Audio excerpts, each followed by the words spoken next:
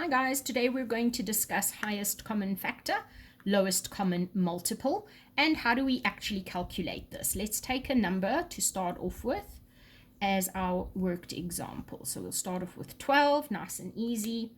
And when we look at factors of 12, we would be coming this way, numbers lower than 12. And the numbers that would divide into 12 equally with no remainder are going to be the factors. So we would start off with 1 times 12, so I'm going to write a little 12 over there. 2, yes, we can divide 2 into there, and so 2 times 6 would give us 12. 3 can go into there, 3, and 3 times 4 would give us 12. So there we are. Those are our factors. We still aren't talking about the highest common factor, we're just getting the factors of 12. Now, if we look at multiples of 12, multiples would be this way. It's basically the 12 times table. So anything 12 times 1, that would give us 12. 12 times 2 would give us 24. 12 times 3 would give us 36. So these are multiples. We're multiplying by 12, the number 12. And the next one would be 48 and so on. So we can see there is a slight difference between the factors going the one way and the multiples going the other way. Now, that was on a single number. You would be able to find the common factors, or not common, but just the only factors. And here you would find the multiples. When we start talking about highest common, the word common, in both cases, there's two numbers that we're comparing. So we've already found those for the number 12. Let's do it for the number 16 now. Because now we're going to be finding what they have in common. What's the ones that these two numbers have in common?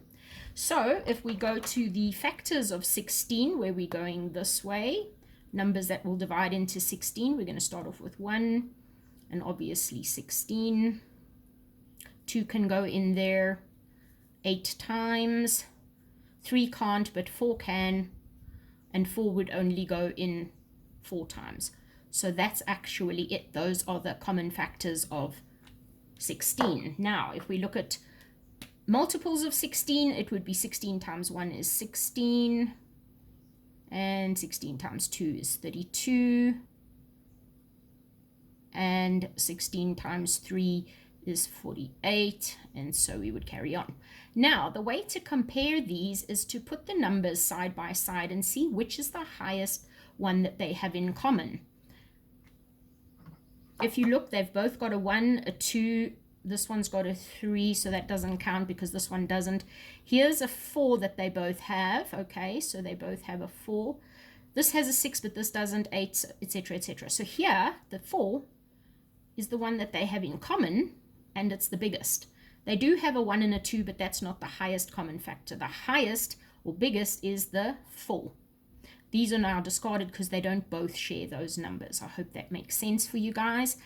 And then the lowest common multiple over here, they don't share a 12, they don't share a 24, they don't share a 36, etc., etc. But here they do share a 48.